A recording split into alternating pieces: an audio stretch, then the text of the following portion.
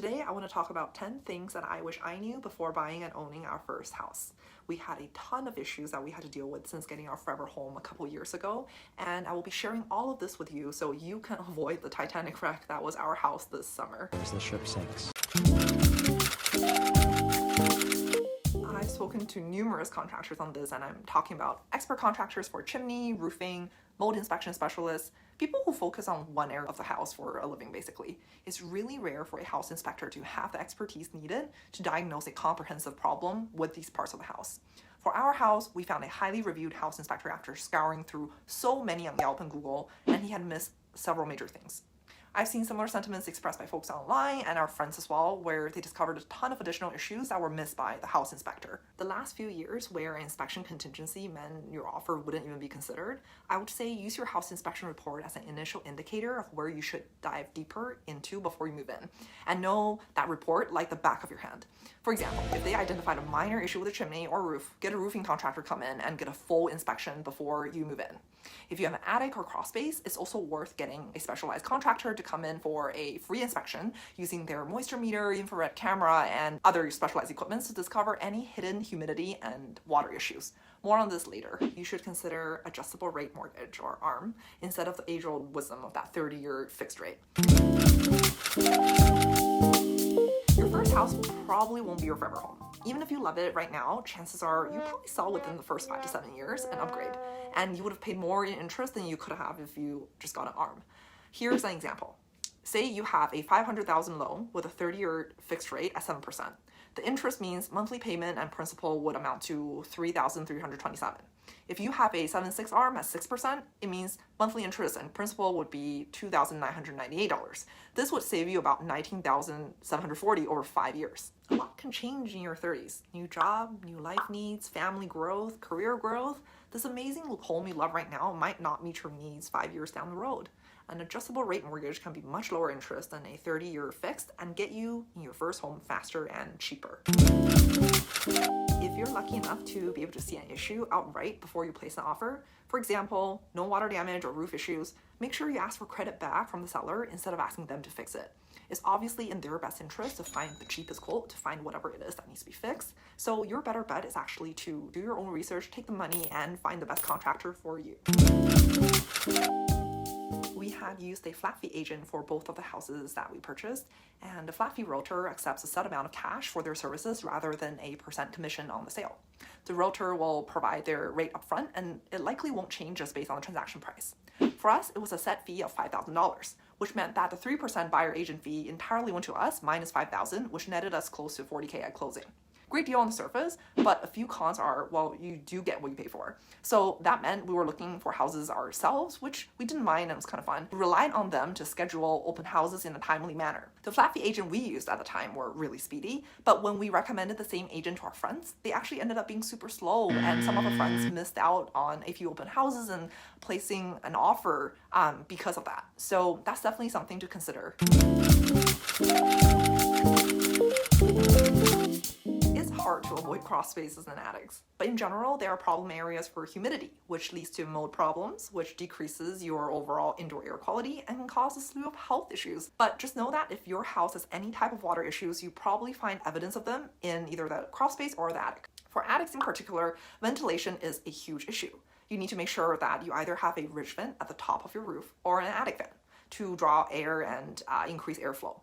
For gable roofs, so like pointy roofs, the common ventilation method is soffit vent with ridge vent, where you need to have sufficient venting, about 1 square feet per venting per 150 square feet horizontal space, equally divided between your soffit and ridge vents. Again, hire an expert to come evaluate your ventilation before or right when you move in.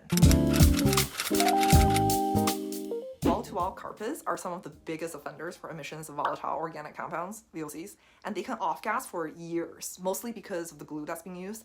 And they also store a ton of dust and dirt that's difficult to clean even if you use a HEPA vacuum. By the way, everyone should invest in a HEPA vacuum. The non-HEPA ones are effectively spewing back dust every time you vacuum, which defeats the purpose. Now, depending on the age of the home, I would either replace all the carpets with new carpets or do your research on the most eco-friendly ones, or replace with wood or alternative flooring. For basements, carpets especially trap moisture between the carpet itself and the concrete underneath it. So I'd recommend either tiles if you have the budget or polished concrete. When you're buying your first home, keep in mind that homes built before 1978 can contain lead, and houses built before 1980 can contain asbestos. Both lead and asbestos are extremely toxic to breathe in and can cause severe health issues in both children and adults. So if you have any type of renovation work needed, whether it's taking off exterior paint or replacing the ceiling, make sure you find contractors that follow specific lead-safe and asbestos-safe protocols. And if you have an older home with parts of it still being original, whether it's a tub or a window, make sure you get those tested for lead, especially if you have a young kid at home. A lot of clawfoot tubs, for example, are notorious for being highly leaded, and you don't want to be bathing your baby or yourself in that. Did you know you have to clean your chimney every year and your wood-burning fireplaces each time after use? And no, burning the wood doesn't count as cleaning. Our chimney was also leaking for God knows how long before we finally got a cleaning 2 years after moving in and found the leak. It's super important to get a chimney professional to clean your chimney and check the crown at the top of the chimney for any leaks that, since that can happen over time. Ideally, you get your chimney checked right before you move in. For us, this leak was not caught on the inspection report, and the damage continued to happen after we moved in, to the point where we eventually had to just remove the whole thing, sealed up the fireplaces, because while wood-burning fireplaces are very charming, they're just so much work to maintain. As a homeowner, you want to be able to take care of the small maintenance things that happen. I would say the 3 most useful tools are a quality toolkit with all sizes of screw bits, wrenches, hammers, and sorts. You'd be surprised at how much you can do with a $50 tool set off Amazon. Second thing, moisture meter. You can regularly measure drywalls that look like they could be peeling, or just to see if there's any moisture behind it and detect plumbing leaks before they happen. And the third one, a humidistat to place in different areas of your home. I, for example, put a humidistat in our laundry room, and that's how I discovered our washing machine was generating condensation underneath it every time we're using it. I immediately got a service person to come in, and turned out that the person who originally installed our brand new washer had mixed up the hot and cold pipes. Once that was fixed, the condensation issue disappeared. And so the humidistat in our basement is also what alerted us to a humidity issue that caused basically the moisture being trapped between the carpet and the concrete underneath. So it's super useful to have, and we wish we had that when we first moved in. Inevitably, there will come a time where something in your house breaks and you'll be left to wonder whether you should use your homeowner's insurance policy for it.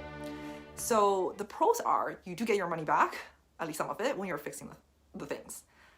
The cons, though, of filing a claim, which I didn't know, was that your premium could go up, or worse, you could get dropped from the policy if you're filing too many claims for the period of time.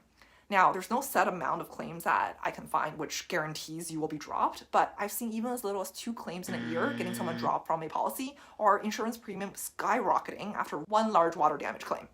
With that said, if it costs you under a few $1,000s to fix, keep in mind that most insurance has a deductible of $1,000. You're probably better off just paying it yourself and saving your insurance for when something bigger happens. There you have it, my tips for what to consider after buying your home for the first time. This advice, of course, won't apply to everyone, and I am not a real estate professional by any means, but these are just things I wish I knew when I first went into home ownership. If you enjoyed this video, please give it a like and subscribe to my channel, where I will share more of my experiences navigating life as a millennial mama in tech. I'll see you next time.